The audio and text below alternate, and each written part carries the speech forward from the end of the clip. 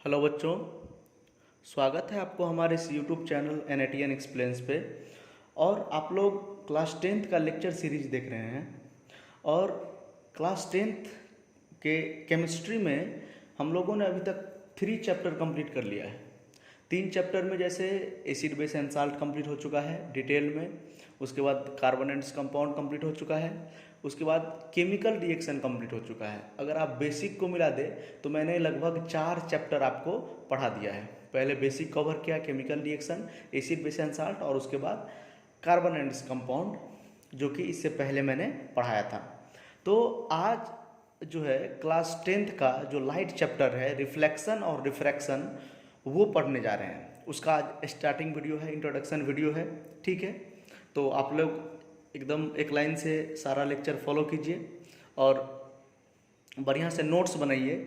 और अगर अभी भी अगर पढ़ने बैठते हैं, लेक्चर देखने बैठते हैं कभी भी, तो पेन पेपर साथ में लेके बैठिए और कुछ कुछ नोट भी करते जाइए। अगर आपको ये हैंड रिटन नोट चाहिए मेरा, तो डिस्क्रिप्शन में मैं लिंक दे दूँगा, ठीक है। उससे आप क्या कर सकते हैं, डाउनलोड कर सकते हैं नोट्स। तो चलिए, लाइट चैप्टर में जो है आज हम लोग बेसिक्स कवर करेंगे। अगर केमिस्ट्री का वीडियो आप नहीं देखे हैं तो हमारे चैनल पे जाके NATN एक्सप्लेन्स पे जाके आप देख सकते हैं। तीनों चैप्टर मैंने पढ़ा दिया है और मेटल एंड नॉन मेटल भी मैं आपको लाइट के बाद बता दूंगा, ठीक है। तो आज हम लोग फिजिक्स का जो लाइट चैप्टर है क्लास टेंथ का, उसके बारे में डिस्कस करने जा रहे हैं। तो पहले चलिए समझते हैं लाइट क्या होता है, ठीक है। लाइट क्या होता है? लाइट एक वेव है। लाइट क्या होता है? एक वेव है। लाइट ऐसा चीज़ है जिसके कारण हम इतना जो ये कलरफुल वर्ल्ड है, इसको हम लोग देख सकते हैं, ऑब्जर्व कर सकते हैं। बिना लाइट के हम लोग जो है कुछ भी कल्पना नहीं कर सकते हैं, लाइफ भी कल्पना नहीं कर सकते हैं इस पृथ्वी पर। तो लाइट जो है वेरी इसेंशियल है। और लाइट का मतलब होता है ऐसा, ये महत्वपूर्ण चीज़ है ये, जिससे हम लोग क्या करते हैं, इस कलरफुल वर्ल्ड को क्या कर सकते हैं, देख सकते हैं। तो देखिए, लाइट क्या होता है, एनर्जी का प्रकार है। लाइट क्या है? एनर्जी का टाइप्स है, एनर्जी का फॉर्म है, ठीक है।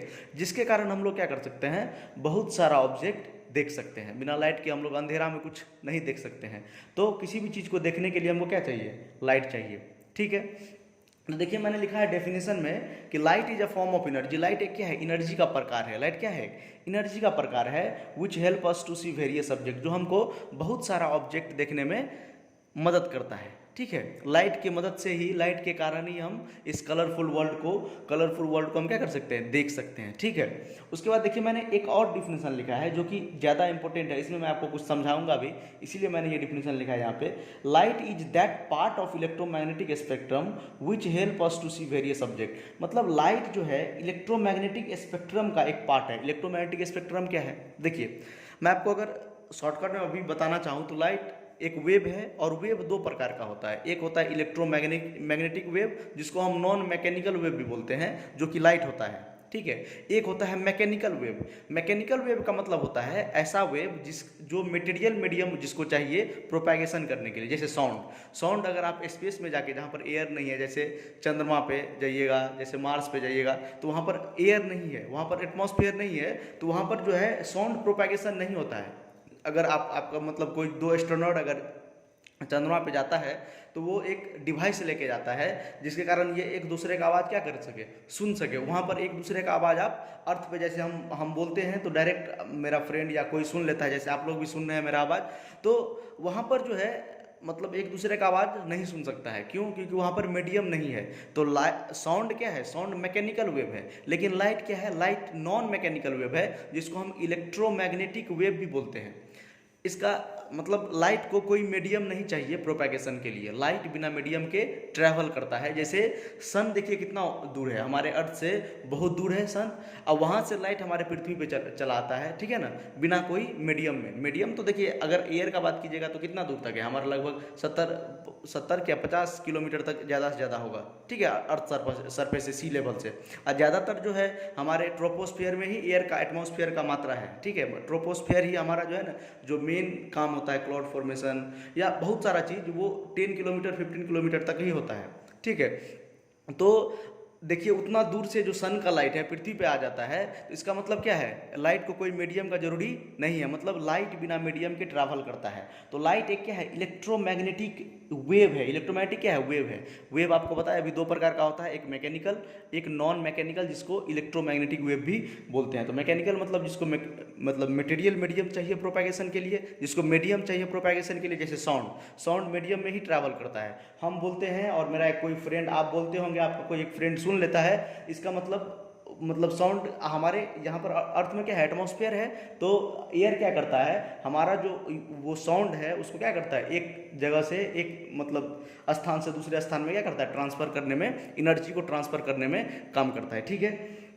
लेकिन लाइट क्या है, लाइट नॉन मैकेनिकल वेव है, इलेक्ट्रोमैग्नेटिक वेव है, उसको कोई मीडियम का जरूरी नहीं पड़ता है। तो इसीलिए मैंने लिखा है light is that part of electromagnetic spectrum which help us to see various object. Electromagnetic spectrum मतलब जितना भी नॉन मैकेनिकल वेव है, जैसे गामा रे, एक्स रे, जितना भी ये सब होता है, अल्ट्रा वायलेट रे, रेडियो वेव, ये सब, इस सबको मीडियम नहीं चाहिए ट्रैवल करने के लिए, ठीक है।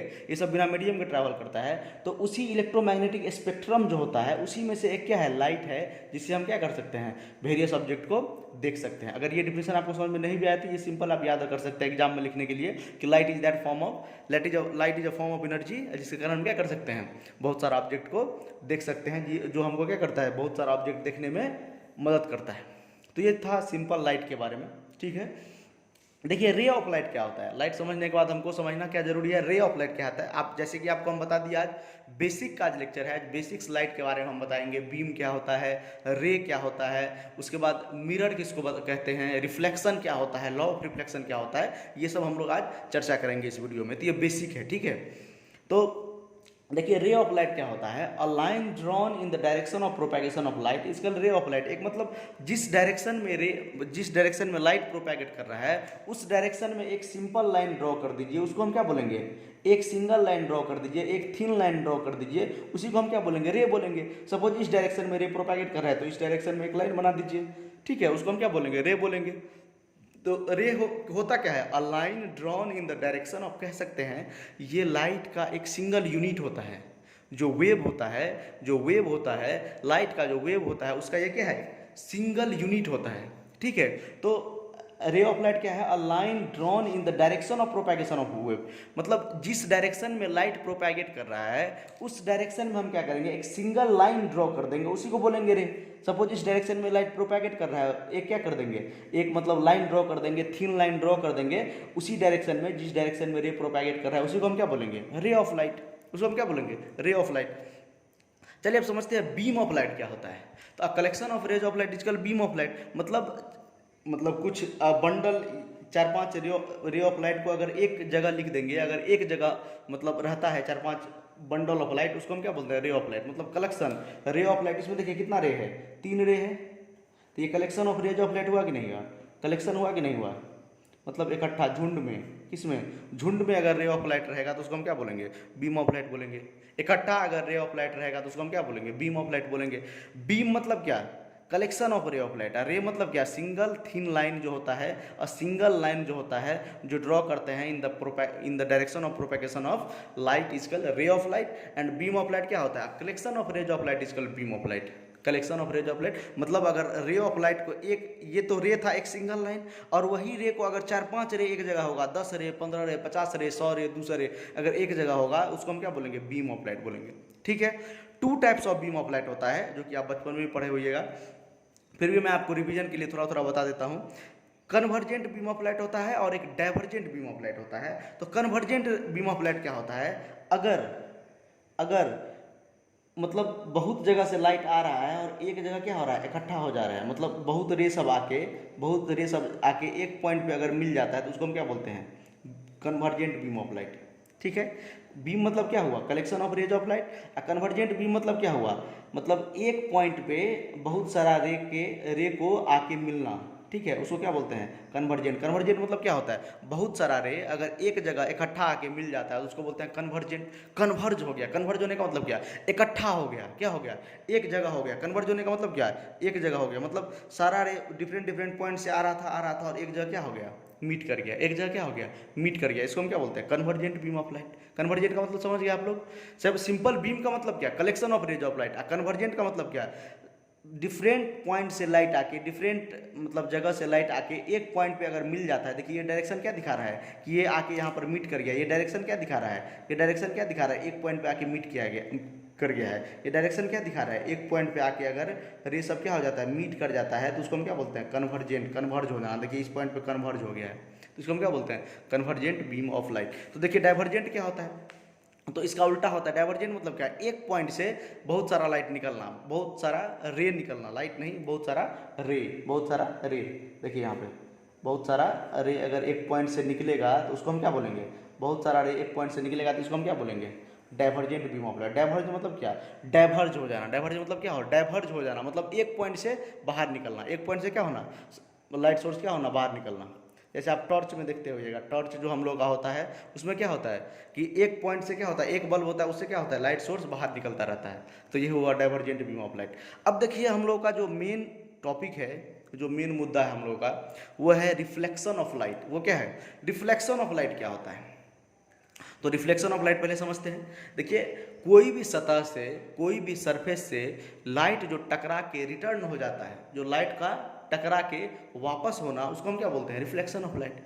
कोई भी सतह पे अगर ओपैक ऑब्जेक्ट है तो उसमें अगर लाइट, कोई भी सरफेस है ओपैक ऑब्जेक्ट है तो उसमें क्या होगा, लाइट अगर इंसिडेंट करेंगे, इंसिडेंट कहने का मतलब टकराना, इंसिडेंट करने का मतलब टकराना, रे ऑफ लाइट का क्या होना, टकराना उस सरफेस पे और लाइट का रिटर्न हो जाना, उसको हम क्या बोलते हैं, रिफ्लेक्शन ऑफ लाइट। देखिए यहाँ पर मैंने समझाया भी है, कोई भी इंसिडेंट रे, देखिए इस पर क्या हुआ, स्ट्राइक किया, स्ट्राइक मतलब क्या हुआ, टकराया। इंसिडेंट रे मतलब क्या, जो रे जाता है टकराने के लिए, और जो रिटर्न होके आता है वो हो जाता है क्या, रिफ्लेक्टेड रे। कौन सा रे, रिफ्लेक्टेड रे। देखिए द बाउंसिंग बैक ऑफ रे of light when it strike on the surface of any object. मतलब किसी भी ऑब्जेक्ट के सरफेस पे, किसी भी ऑब्जेक्ट के सरफेस पे, वैसे ओपैक ऑब्जेक्ट होना चाहिए, एक साइड से पॉलिश होना चाहिए कम से कम। ये मैंने यहाँ पर प्लेन मिरर बनाया है, ये प्लेन मिरर या वॉल, इसको समझ सकते हैं आप, वॉल भी समझ सकते हैं।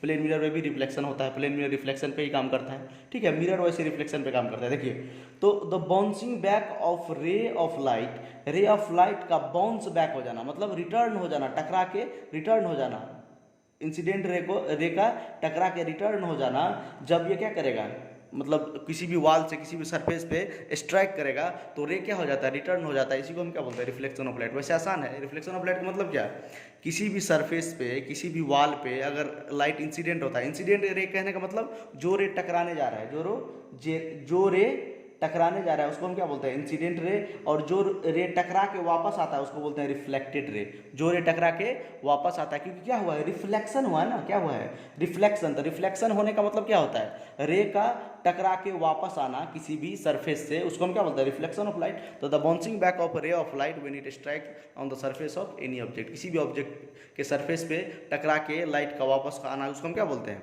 Reflection of light. देखिए लॉज ऑफ रिफ्लेक्शन क्या होता है, रिफ्लेक्शन का दो नियम होता है। रिफ्लेक्शन क्या होता है, दो नियम, ये भी आपको जानना जरूरी है, एनसीईआरटी में भी वैसे मेंशन है, मैं आपको बता रहा हूँ यहाँ पे। देखिए the angle of incident is equal to the angle of reflection. जो एंगल ऑफ इंसिडेंस और एंगल ऑफ रिफ्लेक्शन होता है वो इक्वल होता है। मैंने आपको नीचे में देखिए यहाँ पर समझाया है। ये एक मैंने सरफेस बना लिया है, क्या बना लिया, सरफेस। ये इंसिडेंट रे है, यहाँ से इसमें टकराया और ये क्या हुआ, रिफ्लेक्टेड रे हुआ। देखिए ये मैंने एक, देखिए ये लाइन ड्रॉ किया है जो कि परपेंडिकुलर होता है, क्या होता है, परपेंडिकुलर होता है सरफेस के, किसके, सरफेस के। ये जो सरफेस है इसके क्या होता है, परपेंडिकुलर होता है एक लाइन, बीचों बीच हम ड्रॉ करते हैं, ठीक है, बीचों बीच हम ड्रॉ करते हैं रिफ्लेक्टेड रे और इंसिडेंट रे के बीचों बीच ड्रॉ करते हैं, जो कि परपेंडिकुलर होता है, जो कि 90 डिग्री होता है सरफेस से। किससे 90 डिग्री होता है, ये जो सरफेस है, ये जो सरफेस है, इस सरफेस से क्या होता है, ये 90 डिग्री होता है। इसको हम क्या बोलते हैं, नॉर्मल बोलते हैं, इसको हम क्या बोलते हैं, नॉर्मल। तो देखिए फर्स्ट क्या लिखा है, angle of incidence is equal to angle of reflection. मतलब जिस एंगल पे, angle of reflection, angle of incidence मतलब क्या होता है, नॉर्मल से जो इंसिडेंट रे एंगल बनाएगा उसको हम बोलेंगे एंगल ऑफ इंसिडेंस। बढ़िया सुनिए, देखिए बढ़िया पॉइंट है। कितना बच्चा क्या करता है, इसको भी एंगल ऑफ इंसिडेंस बोल देता है, जो कि गलत है। ये एंगल ऑफ इंसिडेंस नहीं है, ठीक है, ये तो सरफेस से इंसिडेंट रे एंगल बना रहा है। तो एंगल ऑफ इंसिडेंस का मतलब होता है नॉर्मल से जो इंसिडेंट रे एंगल बनाता हो उसको हम क्या बोलते हैं, एंगल ऑफ इंसिडेंस। नॉर्मल क्या है, तो नॉर्मल है एक परपेंडिकुलर लाइन जो कि हम ड्रॉ करते हैं, परपेंडिकुलर लाइन जो कि हम ड्रॉ करते हैं, सरफेस की परपेंडिकुलर लाइन जो कि हम ड्रॉ करते हैं between incident ray and reflected ray, incident ray और रिफ्लेक्टेड रे के बीचों बीच जो कि सरफेस से परपेंडिकुलर हो, ऐसा लाइन को हम क्या बोलते हैं, नॉर्मल बोलते हैं। ठीक है, तो एंगल ऑफ इंसिडेंस का मतलब होता है, देखिए यहाँ पर क्या लिखा है, फर्स्ट नियम लिखा है एंगल आई बराबर एंगल आर होता है, मतलब angle of incidence angle of reflection दोनों इक्वल होता है, एंगल ऑफ इंसिडेंस और एंगल ऑफ रिफ्लेक्शन दोनों इक्वल होता है। तो एंगल ऑफ इंसिडेंस का मतलब क्या होता है, तो इंसिडेंट रे नॉर्मल से जो एंगल बना रहा है उसको हम क्या बोलते हैं, एंगल ऑफ इंसिडेंस। और रिफ्लेक्टेड रे, ये देखिए रिफ्लेक्टेड रे है, ये टकराया, देखिए इसका डायरेक्शन देखिए, ये टकरा रहा है, ये वापस हो रहा है, ये टकरा रहा था, ये वापस हो रहा था, तो ये रिफ्लेक्टेड रे जो नॉर्मल से एंगल बनाएगा उसको हम क्या बोलेंगे, एंगल ऑफ रिफ्लेक्शन। ये क्या है, एंगल ऑफ रिफ्लेक्शन, मतलब रिफ्लेक्टेड रे नॉर्मल से जो एंगल बनाता है उसको हम क्या बोलते हैं, एंगल ऑफ रिफ्लेक्शन। और रिफ्लेक्टेड रे जो नॉर्मल से एंगल बनाता है उसको क्या बोलते हैं, एंगल ऑफ रिफ्लेक्शन। और इंसिडेंट रे जो नॉर्मल से एंगल बनाता है उसको क्या बोलते हैं, एंगल ऑफ इंसिडेंस। ये नहीं है एंगल ऑफ रिफ्लेक्शन, इसको ये सरफेस से एंगल बना रहा है रिफ्लेक्टेड रे। सिंपल आप याद रखिएगा, नॉर्मल से एंगल बनाना जरूरी है, इंसिडेंट रे नॉर्मल से जो एंगल बनेगा एंगल ऑफ इंसिडेंस। ठीक है, देखिए यहाँ पर मैं लिख दूँ, यहाँ पर इंसिडेंट रे और नॉर्मल का बीच का एंगल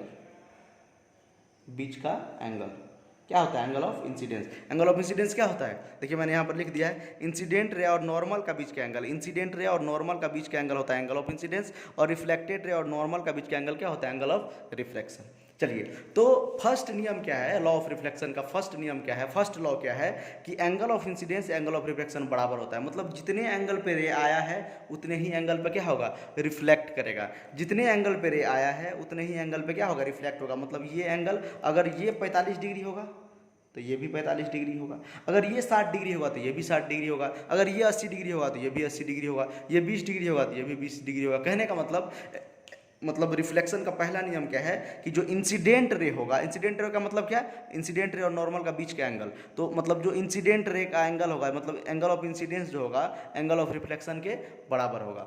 एंगल आई बराबर एंगल आर, एंगल आई बराबर एंगल आर। ठीक है, दूसरा नियम क्या है, ये जो इंसिडेंट रे है, ये जो नॉर्मल है और ये जो रिफ्लेक्टेड रे है, सब एक ही प्लेन में लाई करेगा।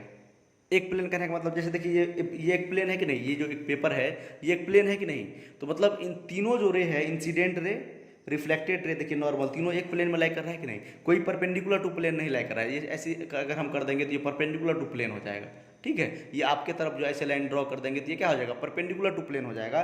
तो ये ऐसा नहीं है, देखिए पहला नियम था एंगल आई बराबर angle R, angle of incidence angle of reflection के बराबर। और दूसरा नियम क्या है कि जो ये इंसिडेंट रे है, जो ये नॉर्मल है, जो इंसिडेंट रे है, ये नॉर्मल है, ये रिफ्लेक्टेड रे है, incident ray, normal, reflected ray, तीनों क्या होता है, एक प्लेन में लाई करता है। देखिए ये प्लेन है कि नहीं, एक प्लेन है कि नहीं, इसी प्लेन में लाई कर रहा है। ठीक है, इसके परपेंडिकुलर प्लेन में लाई नहीं कर रहा है। ठीक है, दो नियम आपको समझ में आया। चलिए अब हम लोग समझते हैं मिरर के बारे में। रिफ्लेक्शन समझना इसलिए जरूरी था क्योंकि रिफ्लेक्शन का टोटल यूज किस में होता है, मिरर में होता है। अगर आप रिफ्लेक्शन समझ गए हैं तो मिरर को समझने में आपको आसानी होगी। तो रिफ्लेक्शन क्या था, the bouncing back of light when it strike from any surface, किसी भी सरफेस से अगर कोई भी लाइट टकराता है, किसी भी सरफेस से अगर कोई लाइट टकराता है तो लाइट का रिटर्न होना ही क्या होता है, रिफ्लेक्शन ऑफ लाइट होता है। और लॉ ऑफ रिफ्लेक्शन में मैंने आपको दो लॉ पढ़ाया, एक लॉ क्या होता है कि एंगल ऑफ इंसिडेंस और एंगल ऑफ रिफ्लेक्शन बराबर होता है, और दूसरा नियम था कि जो इंसिडेंट रे, नॉर्मल और रिफ्लेक्टेड रे होता है वो एक ही प्लेन में लाई करता है। ठीक है, देखिए हम लोग आज इंट्रोडक्शन पढ़ रहे हैं तो हम लोग आज प्लेन मिरर तक ही पढ़ेंगे, उसके बाद हम लोग कर्व मिरर दूसरे लेक्चर में पढ़ेंगे। ठीक है, सेकेंड लेक्चर में।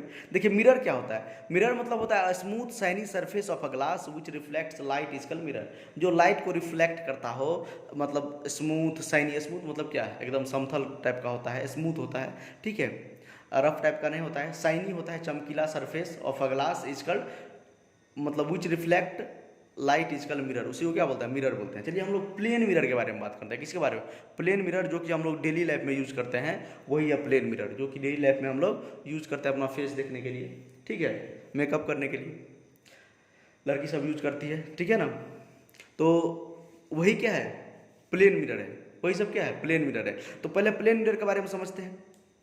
देखिए प्लेन मिरर में क्या होता है, आप देखे होइएगा, अगर प्लेन मिरर बचपन में कभी आप ऐना वैना जो होता है मतलब टूट जाता है, कांच टूट जाता है, तो आप देखे होइएगा अगर वो टूट जाता है तो पीछे में देखिएगा कि एक जो सिल्वर कलर या कोई मतलब ब्लू कलर का क्या होता है, ये पॉलिश क्या रहता है, क्या होता है, ये पॉलिश पॉलिश किया हुआ रहता है। मतलब इसी के कारण क्या होता है, ये एक साइड पॉलिश होता है ना, इसीलिए ये लाइट का रिफ्लेक्शन होता है। अगर ये साइड अगर पॉलिश नहीं रहेगा तो ये ग्लास की तरह काम करने लगेगा, मतलब ये मतलब ओपैक ऑब्जेक्ट नहीं रह जाएगा, ये क्या हो जाएगा, ट्रांसपेरेंट हो जाएगा। एक साइड से दूसरे साइड लाइट क्या हो जाएगा, पास हो जाएगा, क्या हो जाएगा, पास हो जाएगा। जो हम लोग पढ़ेंगे ग्लास स्लैब में क्या होता है, रिफ्रैक्शन होता है, वो हम लोग पढ़ेंगे, बाद में पढ़ेंगे ये मिरर खत्म होने के बाद, ठीक है। तो ये जो प्लेन मिरर का आपको थोड़ा हम शेप बता दें, ये प्लेन मिरर जो होता है एक साइड से तो ये मतलब मिरर रहता है, ठीक है, जिस साइड से हम लोग फेस देखते हैं, और एक ये जो इसका बैक साइड होता है, ये बैक साइड पॉलिश होता है। बैक साइड क्या होता है, पॉलिश किया जाता है, या तो सिल्वर कलर या ब्लू कलर, ठीक है, और भी डिफरेंट कलर से क्या होता है, पीछे क्या क्या किया जाता है, पॉलिश किया जाता है, ताकि रिफ्लेक्शन हो सके, ताकि रिफ्लेक्शन हो सके। और देखिए प्लेन मिरर किसके प्रिंसिपल पे काम करता है, रिफ्लेक्शन ऑफ लाइट के प्रिंसिपल पे काम करता है। इसीलिए मैंने आपको रिफ्लेक्शन ऑफ लाइट पहले पढ़ाया, ठीक है। रिफ्लेक्शन ऑफ लाइट मतलब क्या, किसी भी सतह से लाइट का टकरा के वापस होना, ठीक है। तो रिफ्लेक्शन ऑफ लाइट इसीलिए मैंने आपको पढ़ाया, और रिफ्लेक्शन ऑफ लाइट पे ही, उसी प्रिंसिपल पे, उसी सिद्धांत पे कौन बेस्ड है, प्लेन मिरर। कौन सा मिरर, प्लेन मिरर। तो चलिए प्रॉपर्टी पढ़ते हैं, ये इमेज कैसे कैसे बनाता है, ठीक है। प्लेन मिरर जो है इमेज कैसे कैसे बनाता है, सबसे पहले वर्चुअल इमेज बनाएगा। क्या बनाएगा, वर्चुअल इमेज, ठीक है। प्लेन मिरर समझ में आया आपको, एक साइड से क्या रहता है, पॉलिश क्या रहता है, और रिफ्लेक्शन के कारण इमेज फॉर्म होता है, रिफ्लेक्शन के कारण इमेज फॉर्म होता है। मैं आपको इमेज फॉर्म करके भी दिखाऊंगा एक, ठीक है ना। सबसे पहले समझते हैं वर्चुअल इमेज बनता है, क्या बनता है वर्चुअल इमेज। देखिए कैसे बनता है, आपको मैं एक इमेज फॉर्म करके बता दूं। देखिए यहाँ पे सपोज यहाँ पर एक ऑब्जेक्ट है, यहाँ पर क्या है, एक ऑब्जेक्ट है यहाँ पे, ठीक है। तो ऑब्जेक्ट से रे निकलता है, ठीक है। अभी थोड़ा थोड़ा आप समझिए, ऑब्जेक्ट से क्या होता है, रे निकलेगा और मिरर के तरफ जाएगा। कम से कम आप 2 रे निकालिए मिरर से, कितना रे निकालिए, इमेज बनाने के लिए 2 रे निकालना पड़ता है, कितना रे, 2 रे निकालना पड़ता है, ठीक है। तो देखिए इसमें टकराया, टकराने के बाद क्या होता है, रिफ्लेक्शन होगा। आप अब ये पढ़े हैं कि रिफ्लेक्शन होता है लाइट का रिफ्लेक्शन होता है। किसी भी सतह से टकराने के बाद क्या होता है, उसका रिफ्लेक्शन होता है। क्या होता है, रिफ्लेक्शन होता है। तो देखिए ये दोनों लाइट कभी मीट करेगा, ये एक ऑब्जेक्ट था, ये क्या था, ये एक ऑब्जेक्ट था। देखिए तो ये क्या था, ये एक ऑब्जेक्ट था, ये एक था ऑब्जेक्ट। ऑब्जेक्ट से रे निकला, ऑब्जेक्ट से 2 रे निकला, एक रे ऐसे निकला, टकराया मिरर से और रिफ्लेक्ट हो गया। एक रे ऐसे निकला और टकराया मिरर से और रिफ्लेक्ट हो गया। देखिए तो ये दोनों कभी मिलेगा नहीं, मिलेगा, डाइवर्जेंट रे दोनों, मतलब एक दूसरे से ऐसे दूर जाता जाएगा, मतलब कभी ये मीट नहीं करेगा। तो इस तरह का जो अगर कभी केस आ जाएगा कि दोनों रे नहीं मीट करेगा, तो हम लोग क्या करते हैं, इसको बैकवर्ड प्रोड्यूस करते हैं। देखिए इसको क्या करते हैं, बैकवर्ड प्रोड्यूस करते हैं। क्या करते हैं, इसको बैकवर्ड प्रोड्यूस करते हैं। क्या करते हैं, बैकवर्ड प्रोड्यूस करेंगे। दोनों रिफ्लेक्टेड रे को क्या करेंगे हम लोग, बैकवर्ड प्रोड्यूस करेंगे। दोनों रिफ्लेक्टेड रे को क्या करेंगे, बैकवर्ड प्रोड्यूस करेंगे, और जहाँ पर ये दोनों मीट कर जाएगा वहीं पर क्या बन जाएगा, इमेज बन जाएगा। क्या बन जाएगा, इमेज बन जाएगा। और देखिए एक बात, ये जो है अगर ये दोनों लाइन, ये जो रिफ्लेक्टेड रे है, अगर ये दोनों मीट कर जाता, ये रिफ्लेक्टेड रे दोनों मीट कर जाता, तो ये रियल इमेज बनता। क्या बनता, रियल इमेज। अगर हम बैकवर्ड प्रोड्यूस करके डट लाइन से अगर इमेज बनाएंगे तो उसको हम क्या बोलेंगे, वर्चुअल इमेज बनाएंगे। वर्चुअल इमेज कहने का मतलब जिसको हम पटल पे प्राप्त नहीं कर सकते हैं, मतलब पर्दा पर, या तो पटल बोल सकते हैं, पटल पर प्राप्त नहीं कर सकते हैं, नहीं कर सकते हैं, जिसको हम पर्दा पर प्राप्त नहीं कर सकते, उसको हम क्या बोलते हैं, वर्चुअल इमेज। और मैंने आपको डायग्राम बनाकर भी यहाँ पर समझा दिया। देखिए यहाँ पर ये ऑब्जेक्ट था, ऑब्जेक्ट से एक रे निकला, रिफ्लेक्ट हो गया, दूसरा रे निकला, ये भी रिफ्लेक्ट हो गया। ये दोनों कभी मीट करेगा, नहीं मीट करेगा। देखिए ये दोनों का डिस्टेंस कितना है, दोनों दूर भागता जा रहा है एक दूसरे से, मतलब ये डाइवर्जेंट रे, दोनों क्या है, ये डाइवर्जेंट रे। ये भी एकदम दूर भाग जाएगा, ये भी अपना दूर भाग जाएगा, मतलब इसके बीच का डिस्टेंस और इंक्रीज करता जाएगा। तो ये दोनों तो नहीं मिलेगा। तो इस तरह का कंडीशन अगर आ जाता है तो हम क्या करते हैं, बैकवर्ड प्रोड्यूस करते हैं। क्या करते हैं, रिफ्लेक्टेड रे को बैकवर्ड प्रोड्यूस करते हैं, और जहाँ पर ये मीट कर जाता है उसको हम क्या बोलते हैं, वहाँ पर क्या हो जाता है, इमेज फॉर्म हो जाता है। अगर डट लाइन से इमेज बनाते हैं उसको हम बोलते हैं वर्चुअल इमेज। अगर ये रियल में मीट कर जाता है, ये दोनों लाइन मीट कर जाता है, तो क्या हो जाता है, रियल इमेज। और ये अगर डट लाइन से मीट कर आते हैं तो उसको हम क्या बोलते हैं, वर्चुअल इमेज। वर्चुअल इमेज को हम क्या करते हैं, पटल पे प्राप्त नहीं कर सकते हैं, पर्दा पर प्राप्त नहीं कर सकते हैं। एक कंडीशन आप अभी से ही याद रखिए, एक चीज़ अभी से ही आप याद रखिए कि जब वर्चुअल इमेज होगा, वर्चुअल इमेज हमेशा होता है इरेक्ट, मतलब क्या होता है, सीधा सीधा। वर्चुअल इमेज हमेशा सीधा होता है, वर्चुअल इमेज हमेशा सीधा होता है, मतलब ये जो वर्चुअल इमेज होगा तो इरेक्ट होगा, वर्चुअल होगा तो इरेक्ट, इरेक्ट का मतलब होता है सीधा, अगर वर्चुअल इमेज तो मतलब इरेक्ट होगा, एकदम कंफर्म याद रखिए। और रियल इन्वर्टेड होता है, रियल इमेज हमेशा क्या होता है, उल्टा होता है, रियल इमेज हमेशा क्या होता है, उल्टा होता है। एक बात बताइए, अगर आप ऐना में देखते हैं, अगर ऐना में देखते हैं तो अपने आप को सीधा ही पाते हैं ना कि उल्टा पाते हैं? अगर फेस देखेंगे तो मेरा पैर दिखेगा, ऐसा थोड़ी होता है। अगर प्लेन मिरर में अगर हम अपना फेस देखेंगे तो हमारा पैर थोड़ी दिखेगा, मतलब उल्टा थोड़ी होगा इमेज, सीधा ही दिखता है। फेस देखते हैं तो फेस ही दिखता है ना। तो ये क्या होता है, इरेक्ट होता है, वर्चुअल इमेज होता है और इरेक्ट होता है। और इनसाइड द मिरर बनता है इमेज, क्या बनता है, इमेज बनता है इनसाइड द मिरर। एक और लिख लीजिए, इमेज जो हमारा बनता है inside the mirror, inside the mirror. Mirror के अंदर क्या होता है, इमेज का फॉर्मेशन होता है, मिरर के अंदर होता है, इनसाइड द मिरर, ठीक है।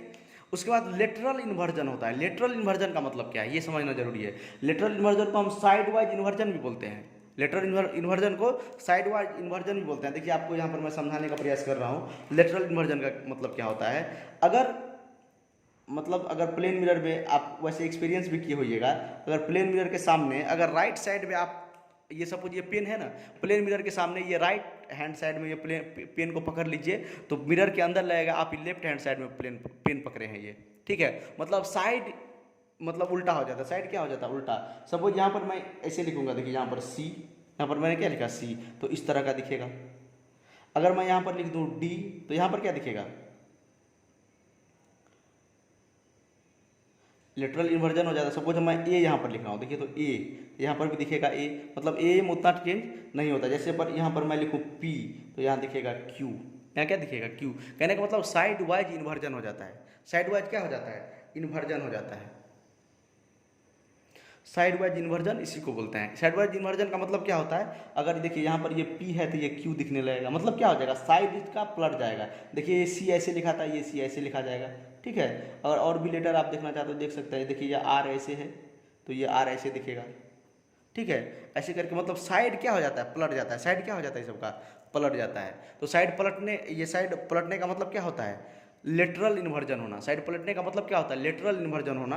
साइड पलटने का मतलब क्या होता है, लेटरल इन्वर्जन। साइड पलटने का मतलब लेटरल इन्वर्जन, मतलब साइड उल्टा हो जाएगा। अगर ये पेन सपोज आप राइट हैंड साइड में पकड़े हैं, ठीक है, तो मिरर में दिखाएगा कि ये पेन आप लेफ्ट हैंड साइड में पकड़े हैं, मतलब साइड पलट गया है, साइड इन्वर्टेड हो गया है, मतलब साइड चेंज हो गया है, ठीक है। तो आप अगर ये राइट हैंड साइड में पेन पकड़ेंगे तो आपको मिरर में लगेगा ये लेफ्ट हैंड साइड में पेन पकड़े हैं, ठीक है। आपको लगेगा लेफ्ट हैंड में ये पेन पकड़े हैं आप। तो ये होता है side wise inversion, lateral inversion. उसके बाद देखिए ऑब्जेक्ट डिस्टेंस और इमेज डिस्टेंस इक्वल होता है, मतलब जितने दूरी पर ऑब्जेक्ट रहेगा, मतलब सपोज ये 5 सेंटीमीटर पे है तो ये भी कितने बनेगा, ये भी 5 सेंटीमीटर बनेगा। मतलब ऑब्जेक्ट डिस्टेंस और इमेज डिस्टेंस क्या होता है, इक्वल होता है।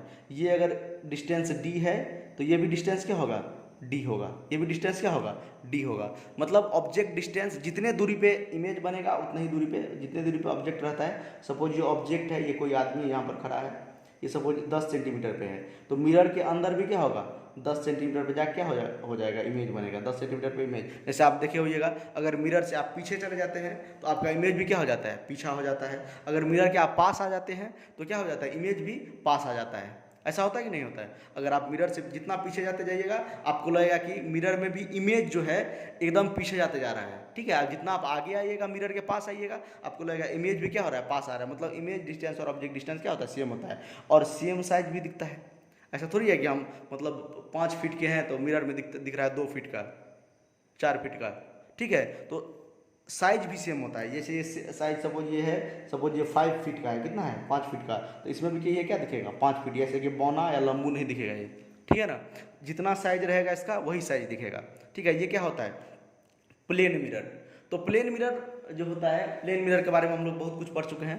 प्लेन मिरर क्या होता है, एक साइड से पॉलिश किया रहता है, ठीक है, और रिफ्लेक्शन के प्रिंसिपल पे काम करता है। किसके प्रिंसिपल पे काम करता है, मिरर वैसे रिफ्लेक्शन के प्रिंसिपल पे ही काम करता है। उसके बाद हम लोगों ने पढ़ा प्रॉपर्टी ऑफ इमेज फॉर्मेशन। तो वर्चुअल इमेज बनाता है हमेशा। वर्चुअल इमेज कहने का मतलब जिसको हम पटल में प्राप्त नहीं कर सकते हैं और ये डॉट लाइन से बनाते हैं। वर्चुअल होगा तो हमेशा इरेक्ट होगा, इरेक्ट कहने का मतलब सीधा होगा। लेटरल इन्वर्जन होता है, लेटरल इन्वर्जन कहने का मतलब साइड वाइज इन्वर्जन होता है। लेटरल इन्वर्जन करने का मतलब साइड वाइज इन्वर्जन होता है। ऑब्जेक्ट डिस्टेंस और इमेज डिस्टेंस हमेशा क्या होता है, इक्वल होता है। Same size of image will be formed as object, मतलब इमेज का जितना साइज है उतना ही ऑब्जेक्ट का साइज, मतलब जितना ऑब्जेक्ट का साइज है उतने ही साइज का क्या बनेगा, इमेज बनेगा। और एक और चीज़ आप याद रखने के लिए समझ सकते हैं, अगर आपको फुल इमेज दिखना है, ये सपोज आप हैं, ठीक है, आपका हाइट है सपोज मतलब मान लेते हैं 3 मीटर, कितना मीटर, 3 मीटर आपका हाइट है, और आपको जो है ऐसा मिरर चाहिए जिसमें आपका फुल इमेज दिखे।